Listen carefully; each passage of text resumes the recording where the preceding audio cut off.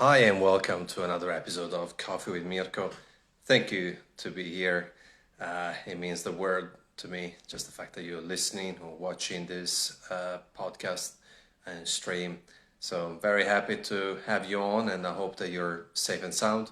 Today we are interviewing another amazing coffee character in the game, Mathieu, Theis. So can't wait to hear from him, and I really hope to see you all enjoying asking questions and just be interactive.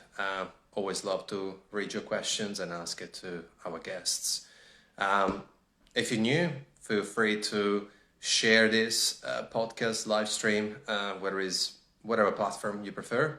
I just think that it's nice to bring the community together and just having that sense of belonging, especially if you love coffee. And Mathieu just tuned in, so without further ado, we'll bring him on.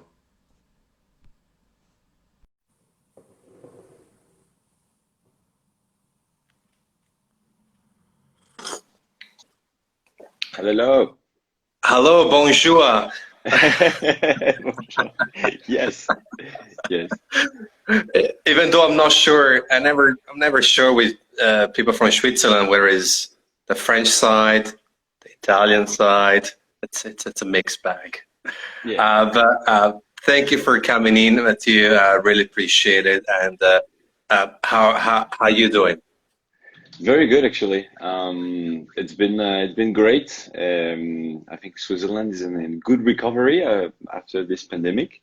So now things are reopening and people are coming back to a cafe. So it's pretty good. Good to hear. And obviously we had Amy here just maybe last week or a couple of weeks ago. So I'll spare you the questions that she already answered. For people who are just tuning in or who will listen to this podcast, I think it's always relevant to start from how did you start your coffee journey? Mhm. So actually, I was more into tea, to be honest, when I was working in Paris. So I started to work in Paris, and I needed, like many people, something to hold, and it was tea a lot, and so I was more into this. I thought it's quite easy to do, and you had quite a varieties of taste. And only when I moved to Switzerland, actually. I had a period between two jobs where I have not much to do. I had a lot of free time. So I started to go and explore the city and I went to a cafe. And in fact, one of them was a kind of like a specialty coffee. And I remember the barista told me, "Oh, you want a single origin coffee?" And I had no idea what a single origin meant at the time. And I was like, yeah, sure, why not? And the guy said, oh, it's coming from one estate and you're gonna have distinct note of like vanilla, caramel, chocolate. And I was like, what is he saying? Like, this guy is mad. Like, coffee tastes coffee. Like, what is he saying? And then I tested, and I don't know, I was in a good mood, or I don't know why, but then I could get every note he was saying. I was like, yeah, I really get those notes. It's amazing. I didn't know coffee was that good. And then actually I asked the guy, like, can you teach me? And the guy said, I'm not a school, like, I'm like I'm just a cafe, right? But if you want, you can jump in and see what we're doing. I was like, oh, okay. So you have to imagine I was in suit at that time because I had like a corporate job. So like, okay, let's go in. Then he showed me the grinder and the machine and how it works. And I was fascinated. And since that, actually, I bought a machine. I started to buy coffees from all over the world to get my palate and to understand, the differences. So yeah, it's great. Well, I think it's amazing. I think what I love about this podcast is that this question always just bring a very common factor for most of us, which is, you know, we don't look for coffee, but it's coffee that finds us. You were into tea in a suit, and from there you just started an amazing journey, which from there then you won several barista competitions, and also made it to the top 6 in the world. I mean, from that moment, how defining was also within your career, winning this competition and proving not just to the world, but most importantly to yourself, the journey that you have taken? Yeah, I mean, like there is a lot of luck factor. I think I guess Amy told you as well. It's you know we went very far into the world, but also because we had we met a lot of people along the way that helped us to shape us right in the world of coffee. So I think the community it's almost the most important. For sure, we must have some kind of talent and a bit of luck there. But I must say, we started with this roster that really find us. Like it was, I'm always looking for new people to compete. You guys look passionate. I'm gonna help you. You can come to my roastery, taste all the coffees. So it's like if you don't meet those people, you never reach those, those competition in a way. So, we got very lucky along the way. I mean, you need to give yourself some credit. I think, I rewatched recently your routine from 2019. I think out of all routines that I watched in my life, it's one of those routines that I really wished I was a judge. Like from the boarding passes to just for me, the best concept was you brought the coffee that you loved into competition over, the obvious higher quality stuff. Why was this important to you? So the thing is, thank you for those kind of words. So because I'm lucky to be a bit more experienced barista in comp, because it's already, so last year was my third in the world, third attempt. And so I don't need to demonstrate anymore that I'm a good barista. And so that allows me to take risks and take coffee that might not have been taken otherwise, right? It's obviously easier to take a very good coffees like a Panama Geisha and then, But then I thought to myself, okay, those farms, you take those very famous farms, they don't need me to be famous anymore. They already have the fame, they have their customers, they do a fantastic job. They don't need me anymore. Whereas if I take underdog coffee, here I have a chance to expose them to the broader audience, right? So that was my thinking along the way. And I was like, man, I can do that with 3 coffees that are not so famous compared to, the one that I've run. And I was very happy because that's exactly what happened. In the final, I was the only one with underdog coffee, so to say. The other one had very, very famous coffees. Yeah, I just love that. I think that's also an approach that we require on a day-to-day basis with, your regular commercial coffee drinkers. I think approachable, humble, transparent, still good coffee, but without all the whistle and bells, Yeah. And accessible. I think accessibility is important if people can actually get, you can get good quality coffee without spending $1,000 or $5,000 per kilo. Yeah, and especially in barista. I think on brewers, it becomes really, really difficult because the quality you're looking for is so high. It's tough to find like an underdog coffee that will go high. But in barista, because it's all about balance, very often the coffees that win or go into the final are not the one that you think. They're very simple coffees. I mostly taste, all the coffees in the final and we exchange coffee afterwards. So I have a pretty good palette of what that is. And you would be surprised. It's really, I'm very sure people got, in very good cafe around the world, very similar experience, not knowing it, that they had top level coffees, really. Yeah, obviously we're spoiled here in Melbourne, so we're quite lucky as far as that. And look, Veg is just pointing out how astonishing your shirt was in the finals. And I'm glad that he picked on that because I thought about putting in the question, but then I thought, I already said about Amy's shirt, so it really look copy. But you both killed the shirt and the outfit. I think it's part of the game. And then in between all of this competition, Mame Coffee was born. What values and ideas were behind the creation of this coffee company? So it was at the start, the cafe was really about bringing those like really good coffees that we could have in competition or even on copying brought to the customers because unfortunately when we opened, Switzerland was not so much into specialty coffee. It was this resistance to acidity and the myth about, oh, specialty coffee is very acidic. And part of the reason was actually, we've been influenced a lot by the Berlin movement. So Berlin had a huge influence in Europe, and especially us because we're neighbors and we speak the same language. So Berlin was very, very strong. And when they started 10 years ago, they kind of like on purpose had even lighter coffee than you would expect.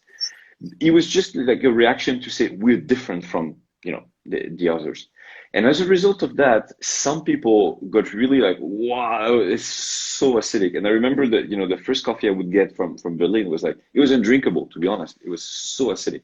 And so that marked Switzerland a lot because then people would enter. And I remember the first customers would say, are you guys serving also normal coffees? Like it was really this, like they were so afraid, so afraid. Yeah, it was amazing.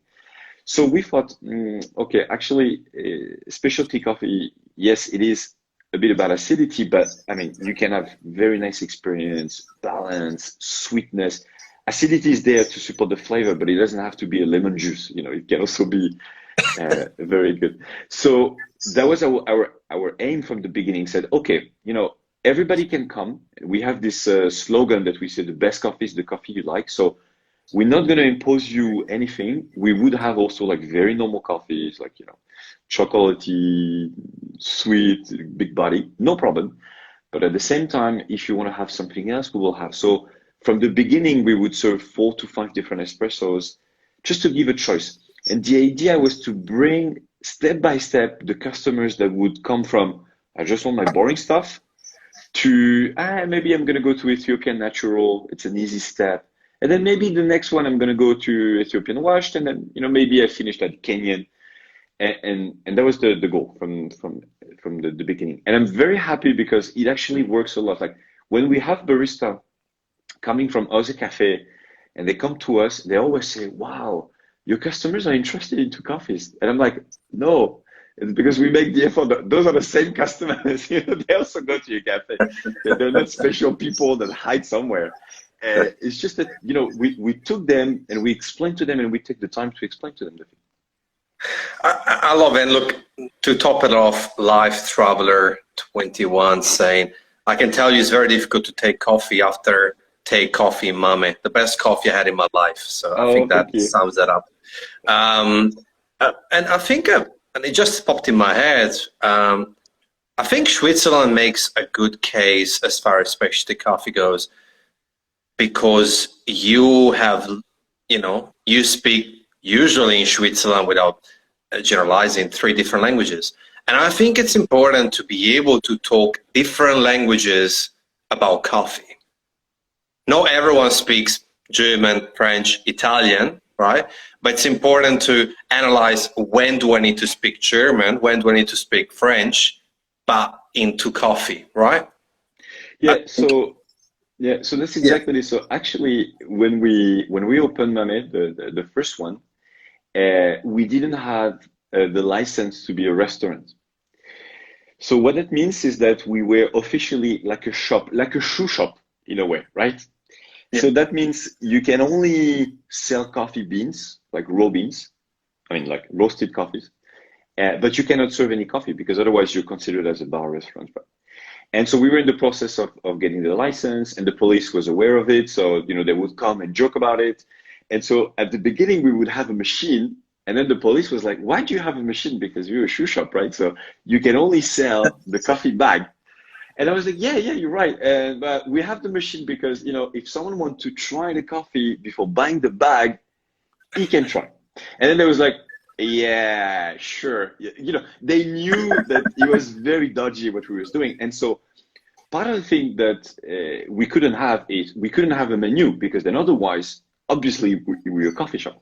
And so we couldn't have any price either. So all our customers at the beginning of Mame, and like for the first 6 months, they knew that you could go in, ask anything you want because there is no menu, and everything was like one price. So everything was like that. And we had this like, I think we called it like honesty box or friendly box.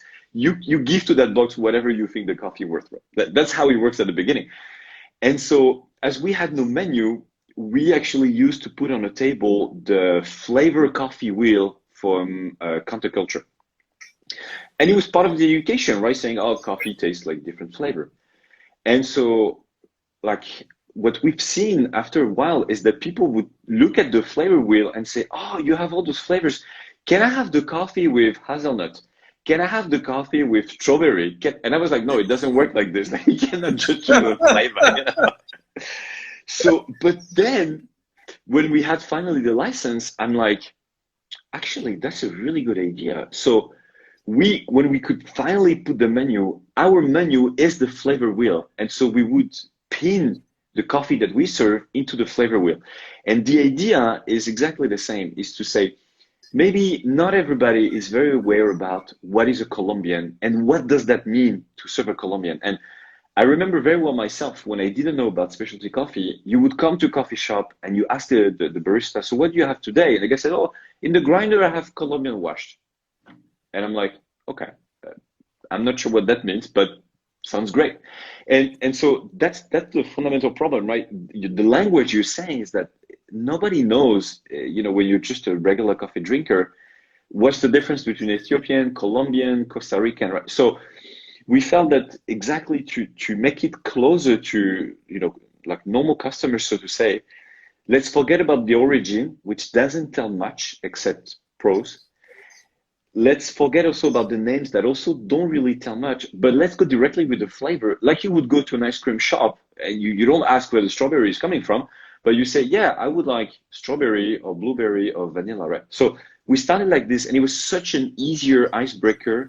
And then after that, the guy can say, but why does it have those flavors? Say, but because it comes from that origin, they do that process, and so on and so on.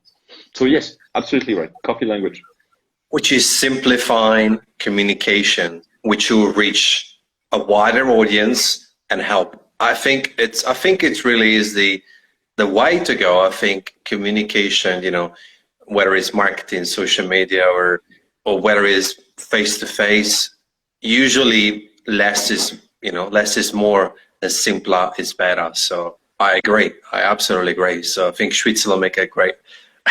it just makes sense because you speak different languages, and there's no problem if someone walks into Mame and he or she is a coffee professional, you can speak that language. Yeah. If someone walks in and all they know is I don't know, I can't name brands, but fast food chain coffee, you can speak that language, and then eventually that language, they can learn another language. It's like languages. Yeah. Well, in fact, I would say many of our customers still today would enter and ask for latte macchiato. And that is a difficulty for us because I'm like, I know what a latte is, I know what a macchiato is, but I'm not sure that I know what those two together mean, right? And part of the reason is because Starbucks is so successful in Europe, but also in Switzerland. Like I think around the central station, there's like 7 Starbucks, and we're such a small city, so it's just a crazy number of Starbucks. And Starbucks had put this latte macchiato, which I really still don't know what that is, but. And so everybody goes and say, I want a latte macchiato. And so then we was like, you want a lot of milk or you want just a little bit of milk? Like what exactly do you want? But when you ask those questions, it's really nice because that triggered a conversation and say, well, by the way, do you just want like your regular coffees or would you like to try something? And so on and so on. And then, yeah, it's really nice. I love it. And another thing that I like about Mame, which I was going to ask, but what's the meaning behind Mame and the name? I have my own theory and I didn't read it. I'm assuming that has to do with your names, but one of them is flipped. M-A, Mathieu, E-M, M-E, I don't know. What I love is that you and Amy are both in coffee and together in real life. How nice is to share the same passion with your partner. And I understand that brings, obviously, there's moments of because it's still a business, but I think it's great to see that happening under the same roof. Yeah. So many people think that Mame is our two names, which makes sense, obviously. I think Bag Uh, knows what it is. It yeah, means being. exactly. Yeah, yeah, yeah.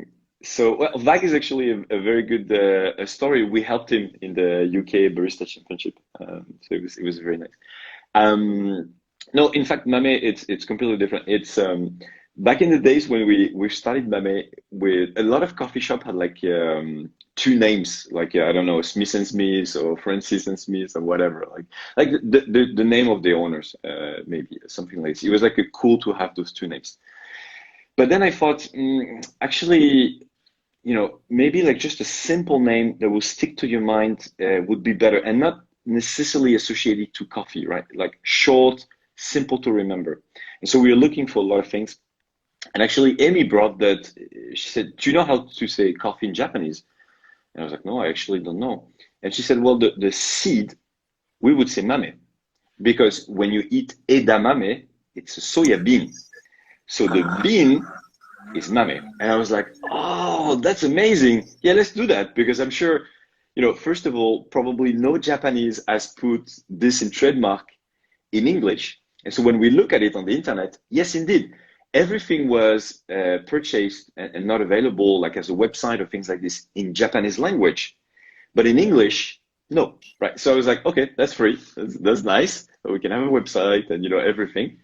And for it's simple, people will stick to their mind. And yes, people would think it's our name, but in fact, it's nothing at all. It means beans in Japanese. That's it. That's fantastic. And back on your side, like how is it to share both the love for coffee as well the love of obviously with your partner? Like Yep. how does that work, and how much more valuable it is to kind of be together in it? Yeah. Tricky, but Yeah, so I think you really have to have the personality for that. We're both very obsessed with it, with coffees, and it's just simpler because as we're going to spend so much time on coffee, we can continue that journey also at home. And so it's much easier to share that with someone who has the same obsession. But it only works with obsessed people. I think if we would be with normal someone that wants to talk about something else as well, it would be very difficult because at some point it would say stop about talking about coffees or so. To me, I was actually in a different relationship before I met Amy, and part of the reason why it didn't work is because my life was so centered around coffees that she was like, you're too obsessed about it, right? So it's so much simpler when you have that passion that you can share with someone that understands the passion, that you don't have to explain everything, that he knows. Of course, it brings the challenge that sometimes we need also to, talk about something else and have our breaking moment and, pause and, but in the day-to-day life, I must say, man, it's much, much easier. that's fantastic. And I think you're right. I think sharing that passion uh, is key for many components, I think. But also not just in a relationship, but even within a business, I think, and it's really matching the next question. I think so many people pick, money over their passion and what they like. So we find a lot of people stuck into jobs that they hate, but they're meant to be good jobs according to mom and dad, grandpa, uncle, or what society tells us. What would you say to people out there who are chasing their passion? In this case, could be coffee, but they are stuck. Yeah. So, 100%. I mean, so I had this corporate job, like I was in a suit, right, where at the beginning of the conversation, I was earning my life very good, very well. And mom and dad was very happy, right? It's like, you made it, right? But in fact, I was extremely unhappy with my job. Not in a sense that actually, you know, I was in a company that was taking care of me, like that's no problem. And I learned a lot. And I think part of the success of Mame is also based on that, I had the experience of a big company that can shape me in every aspect of it. So that I'm very grateful. But the difficulty in job in office is that you don't really have real responsibility. It's a lot of meetings and procedure to follow. It's, you have to enter into this like kind of organization, which is not that easy. Now, when Amy and I decided to go into coffee, we immediately lost so much money in terms of salary. Like our salary was divided by two immediately, and for Amy even by three, I think. And so we definitely didn't choose coffee for that. However, for us, it's almost not. It looks like we're not working, and that's part of the happiness, right? It's like I don't have any problem to wake up in the morning because I don't feel that to work. And when it comes to holidays, we don't really need holidays because I'm not tired that much, to be honest.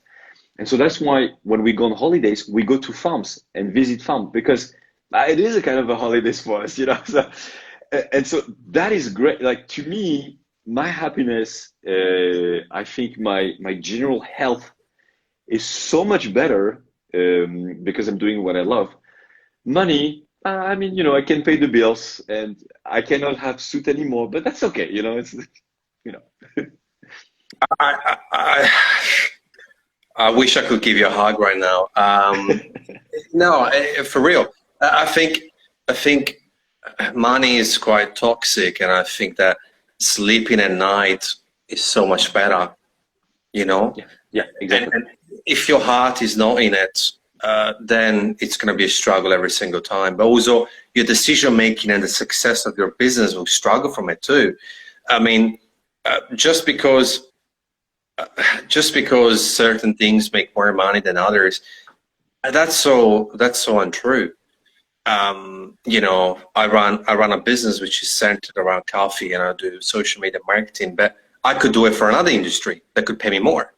If I did it for plastic surgery, I could get paid 10 times higher, and I would need only 3 customers instead of 15. What do I know? I'm not passionate about it. I'm not nothing against it. But after a few months, the love of coming up with ideas and creations would just disappear. And all of a sudden is, yes, I'm making money, but I don't like it. Yeah. So, you know, I definitely agree with that. And if you could kind of turn back, what advice would you give to yourself when you first started your coffee career?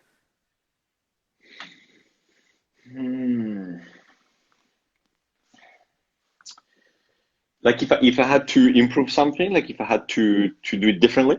Or even just, you know, like anything, like even a sentence that you would say to yourself in terms of, you know, I don't know, be more patient or taste more or whatever. Yeah.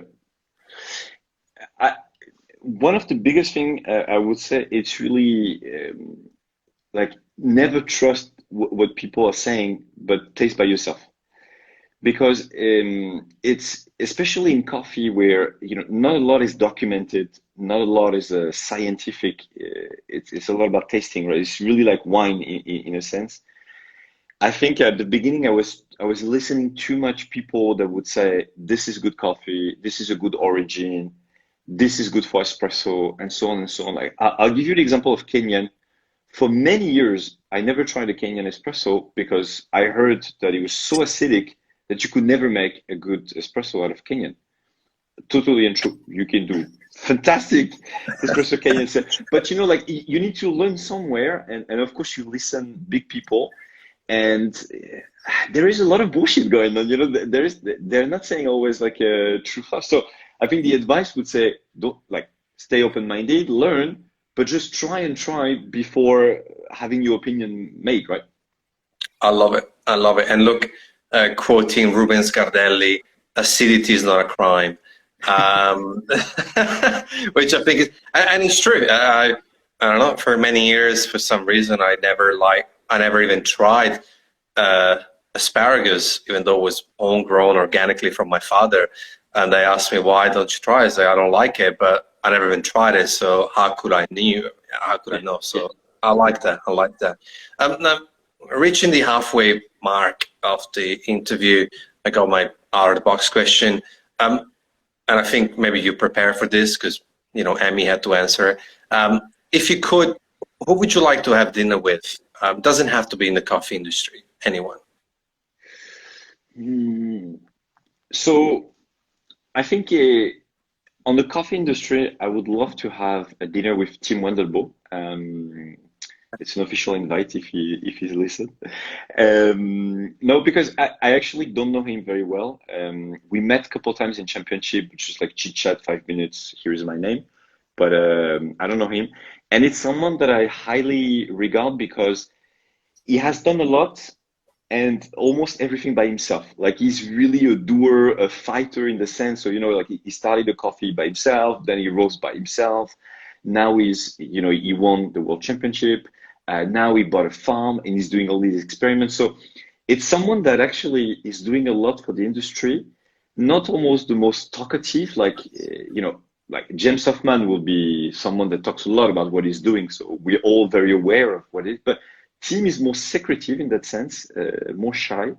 And I have the impression that this guy must have had, very interesting things to share on the dinner. So this I would love. I would love to have a dinner with him. Yeah, and he's not too far. I think, now that I live in Australia, Switzerland to Norway doesn't seem too much of a far destination. I had the privilege to have him an hour on this live stream. So Oh, nice. it was really nice. So yeah, having dinner would be nice with him. Absolutely. Thank you for that. And talking about doing things by yourself and the coffee industry, I think coffee industry, it's safe to say, despite some snobbiness, but it's actually far from perfect. I think that we think it is a lot, some of us, but I think it's far from perfect because there's so much more to learn, discover, taste. And even in terms of operations, as far as the experience of the customer and, etc. If you could change one thing of the coffee industry, what would that be?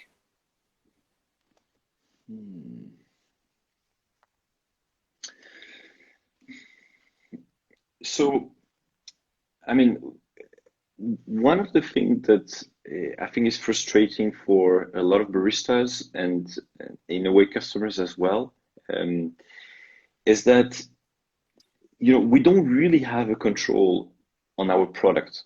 So if I go to a bar and I ask for beer, like those special APA beer, there will be some differences on the keg and the age and everything, but in the big picture, in the grand scheme, you know what you get.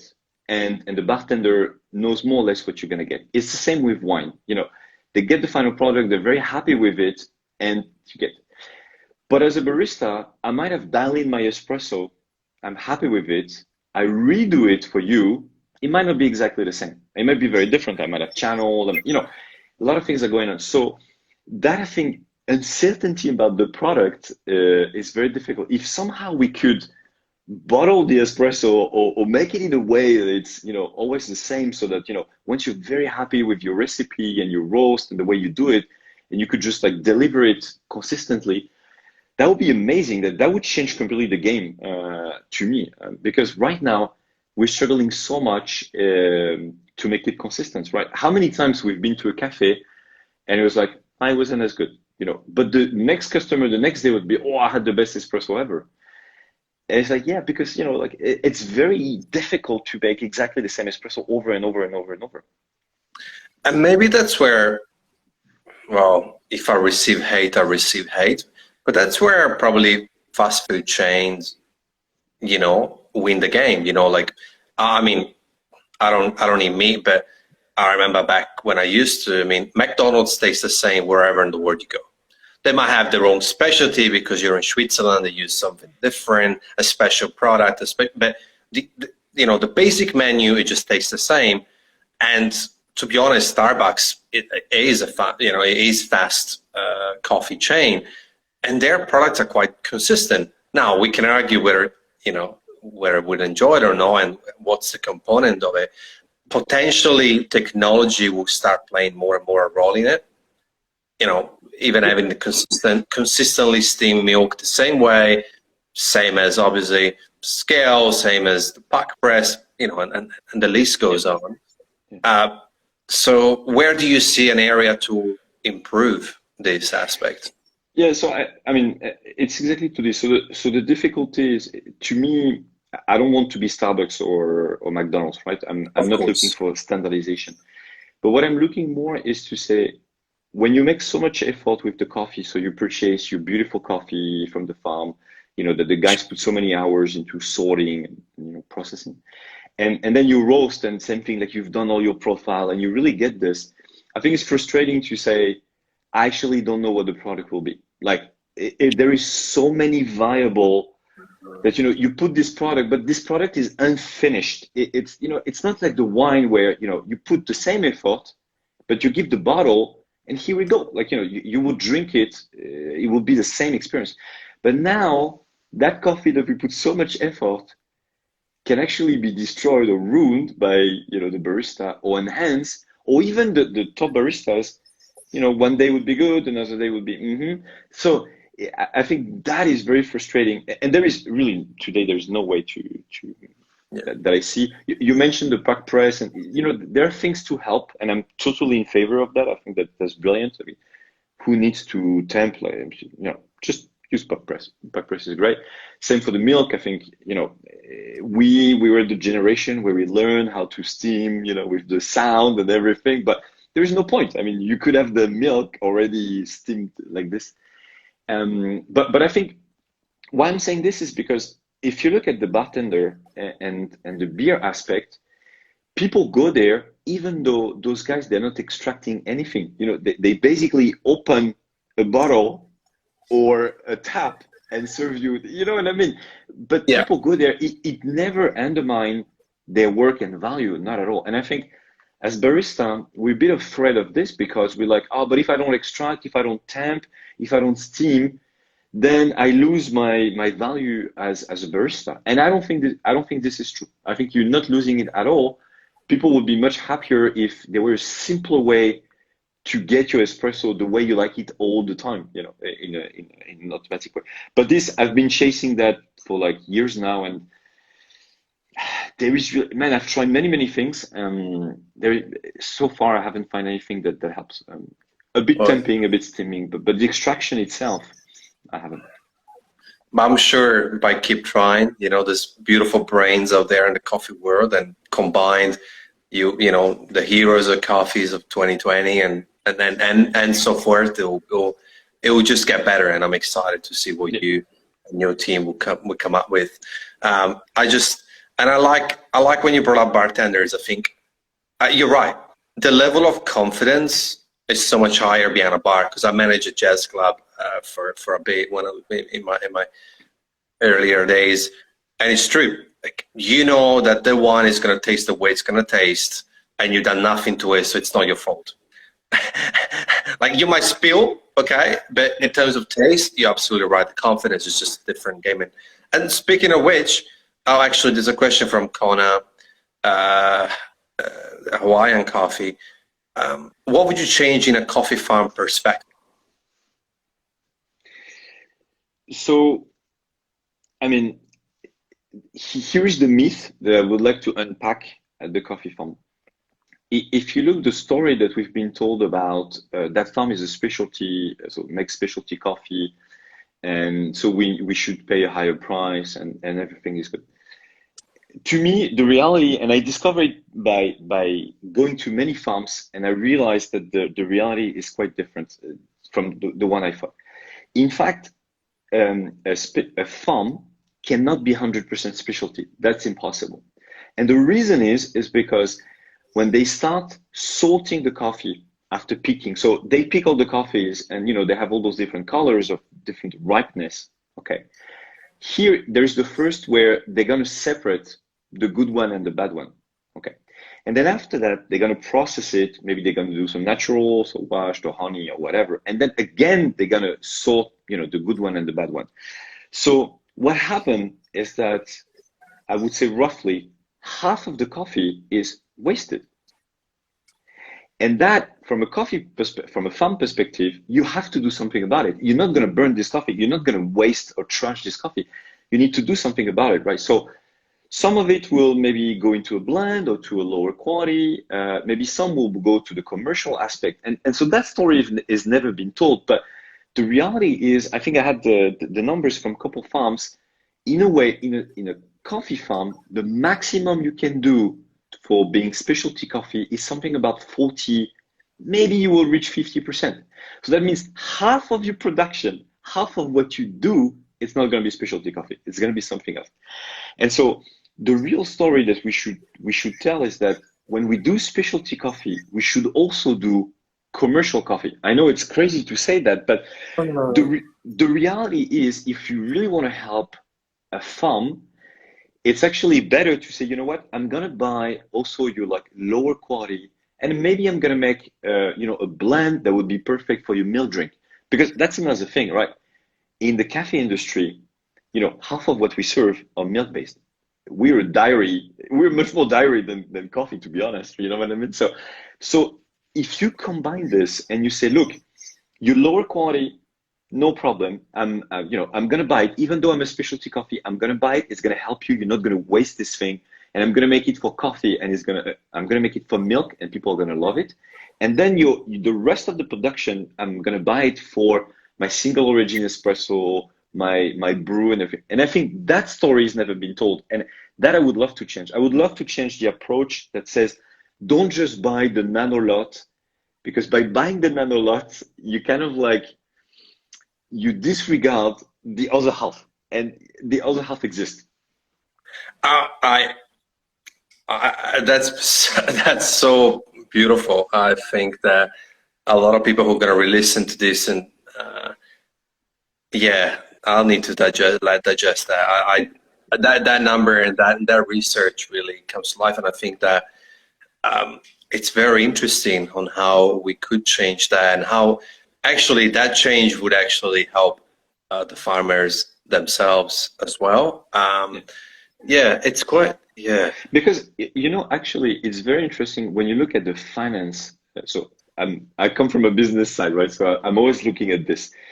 And sometimes I ask, farmers, and some are very open to talk about numbers and say, so how profitable are your different coffees, right? And actually, you would be very surprised. The specialty coffee is very often the non-profitable one. And again, that story is never told. And I was shocked to know that, someone would put so much effort to get like an 86, 87, 88 points that we love. Oh, wow, so good flavors and, those characteristics and so on. And so, but what we don't know is that to make this, the effort is so big. It's so consuming, in terms of people to sort, to process, to dry. So when we ask for natural, we never realize that, if you have to dry, it needs so much space. Because imagine you say, okay, I want all those coffees dry. It needs to be dry for like 3 weeks. But I mean, like, if you dry a ton of coffees on a patio or an Africa bed for 3 weeks, that's a lot of space that you need for 3 weeks. So all of this is never realized in coffee. And so when you really look at the effort, at the financial pressure or the investment that they need to purchase that, and the price we pay, even though we pay way more than commodities, very often it's not that profitable. Very shockingly, it is not. And so farmers will earn more actually when they put less effort in coffees with those like 82, 83, 84 that requires less effort. And yes, the price is lower, but then at the end of the day, they make a bit more. And I was shocked to know that, because to me, every time I would purchase, very expensive coffees, I thought I would do good to the farmer. And I had no idea that actually not so much. That is super educational, and so far nobody has told this story in 45 episodes. So thank you. That's really super insightful. So I'm glad that you had the chance to share this here, and it's super valuable to know that. And I think I can see that with wine. I mean, I used to trade wine back when I was in Italy, and when you talk to some sellers, you have that characteristic of then, oh, what do you do with all these leftover grapes? And then it's like, oh, well, we actually have bulk wine where a lot of times we resell it to the farmers, where they come with their bottle of wine, it's lower quality, yada yada. And yeah, it's like apples, bad apples end up being sold to make jam or juices or whatever. So it's very interesting. Nobody ever talk about what happens to the bad cherries. I'm gonna look into it more. Thank you. And going back on a little bit on coffee and improvement, it's not just always about, we're talking about just a minute ago, what can we improve as far as service and things around it. What do you think that there is an area for improvement when it comes to home brewing? Because with the lockdown and the virus, more and more people are brewing at home more than ever. What do you think is a key element to improve the experience, which will never be matched to a cafe served by a professional, but what's the best way to bridge that gap? Yeah, so 100% for sure, water. But that's like, so when we started to travel for coffee and doing some workshop, it's funny because, so we went to Russia, for example, like 2 years ago. And you would think about, oh, do you guys have a grinder? What type of electricity? What coffee do you have? Like you think about all the logistic aspect, but you never think about the water because, yeah, I mean, everybody has water, so it should work, right? We arrived there and we taste the coffees, our coffees, and I was like, man, it tastes so shit. Oh, it's horrible. And then I was like, what's wrong? Is it the grinder? Is it what happened with the batch? Maybe I roasted wrong, or like, what happened, right? And then we check everything was correct. And then I'm like, let me have a look at the water. And luckily I had a TDS, so I could measure it just to get an idea. And then I look at the water, I'm like, oh my God, the water is horrible. And then of course, talking to baristas, they said, oh yeah, no, don't use this water, is horrible. So what we do is we use those, like, in US, or maybe in Australia, you have the same. In offices, you have those like blue bottle, gallon, like, you get your water. Yeah, that's what they would do. So they would say, oh, we buy those blue thing. And then I'm like, yeah, but what's the quality of the water? Oh, it's very low. It's like, 30 ppm, but it's way better than the water we have, from the tap. Okay, so we test that. Coffee tastes very sour because, of course, the water is so low in minerals, it cannot be right. And so we would multiply that experience over and over. In Japan, we had exactly the same. You would go to US, is exactly the same. The water is such a problem. Even in the Nordics has exactly the same problem. The water is so high in minerals, coffee really don't taste good. So, a professional, for sure, we have all the solution. We filter the water. We have reverse osmosis. So in our cafe, water is mastered to be sure that the coffee will taste good. But nobody says that. And so at the home, what do? You take the water from the tap. I mean, you're not going to get filtered water. It's way too much investment, right? So that's why most of the time coffee don't taste good at home, is because the water is just not good for coffee. And so, we started a subscription at Mame, and we send very expensive coffees, like really top-notch competition stuff, like really good. And I was very concerned that people would get exactly the same. They would say, oh, but the coffee is not that good that you're sending me. Maybe just because they don't have. So we send, I think it's called this aqua code. It's a liquid that you put in raw distilled water, and that gives you perfect water for coffee. And you don't have to use that. You can use like others. There are like plenty of suppliers that do that. But to me, having the water perfectly for the coffee will improve. But like, forget about having a good grinder, fresh coffee, This is like maybe has a 90% impact, like way bigger than, before thinking about buying an expensive grinder. Forget about this. Like you can, it doesn't matter. The water will have the biggest impact by far, really by far. Well, and I think you had Maxwell, I think, on your yes. Exactly. I was going to say that. Exactly, and I guess he talked about it, and I cannot be more agree on this. Like the peak is, yeah. So you can take peak. This is perfect. That would work 100%. That will improve so much more the coffee experience. I was literally going to say, well, perfect timing for you to answer like that, because we talked about that, and in his opinion, then after water grind is the priority. So that was his answer, actually. Giving good water grind to him is the second most important component. So yeah, I agree. I mean, I have my breed up jug, and but I'm also very sensitive also to the taste of water coming from I come from the mountains in Italy, so. When we go to big cities, even in Italy, water is undrinkable by the glass. And when I brought over friends from overseas back to my hometown, I'm like, oh my God, water is gonna be tasting so good. But their palate is not used to it, so they don't even can tell the difference. For me, water is, I'm so picky on it, despite even before I was drinking coffee. So I'm glad that water is into the picture. Now, we brought up wine a few times, and I think that wine, there's a few elements here. First of all, price. I wish coffee was priced like wine. Going back on more profits for funds. Second, I find that coffee, once it's roasted, is largely consumed locally rather than globally, for a whole sorts of reasons, logistically as well. Could you see an interest or a potential to start expanding and having more and more international conversation with coffee? I know you and Mame send it all over, but just at scale, because what I see with wine is that at any range of the spectrum of the market, whether it's lower tier, medium, or high, you can see a lot of sellers shipping overseas, right, left, and center, no matter the quality. And I think that component should be explored more so that more and more people have, the experience of drinking Melbourne coffee, Sydney coffee, Switzerland coffee, roasted in those countries. What's your take in this comparison between wine, which is more globally, but also priced towards more profit for farms?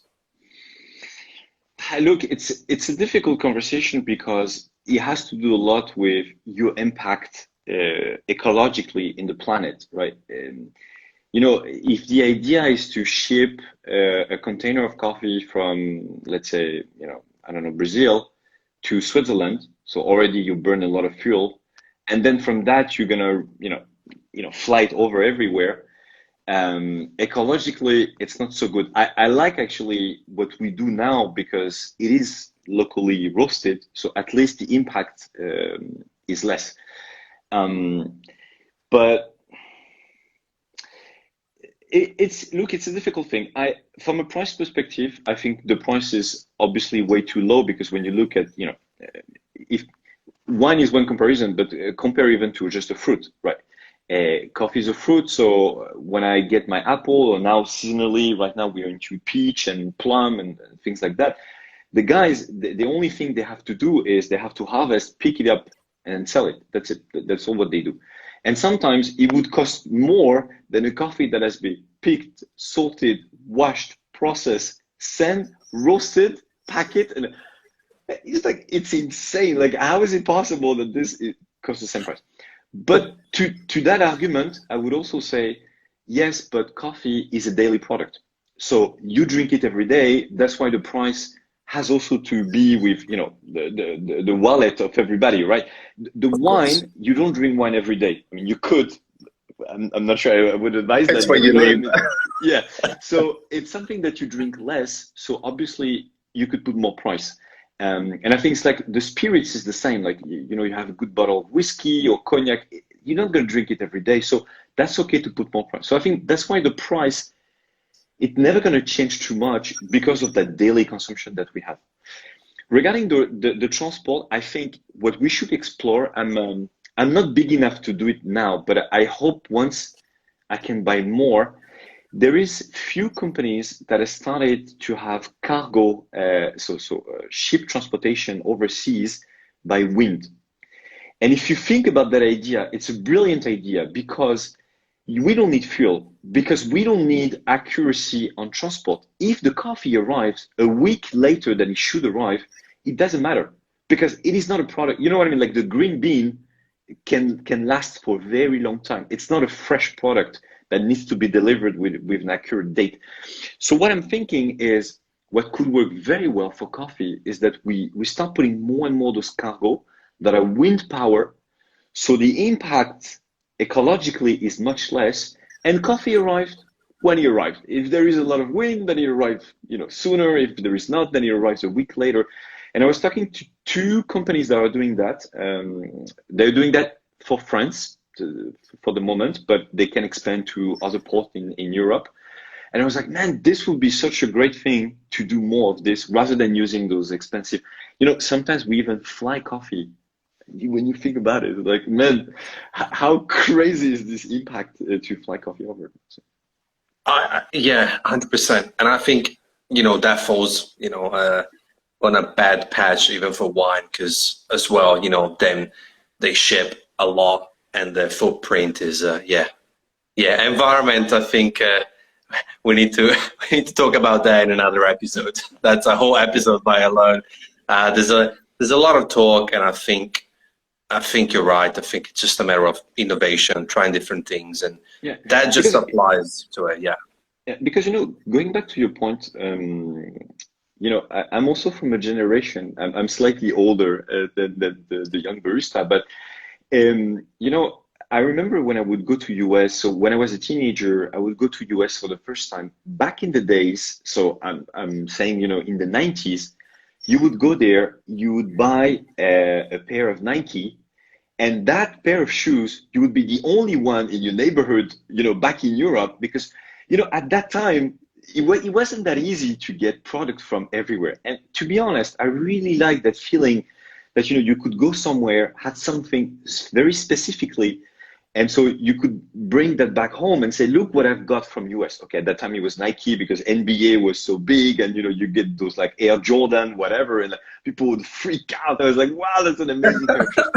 And so I like the idea that, you go to Melbourne and you get the Melbourne experience and that's it. You can only get it here. So it kind of like give you the incentive to go there because otherwise if I can get all the coffees everywhere, I'm kind of like, I don't want to travel that much because I can get it. And in a way, what I love about coffee is meeting people, meeting baristas, getting the experience. So if I have this extra incentive saying, you know what, that coffee, I'm only going to get it there because, they don't ship it. That gives a bit more excitement. It gives more identity to different places. Coming back to Starbucks and McDonald's have the same everywhere. It's good to go somewhere and there are those differences.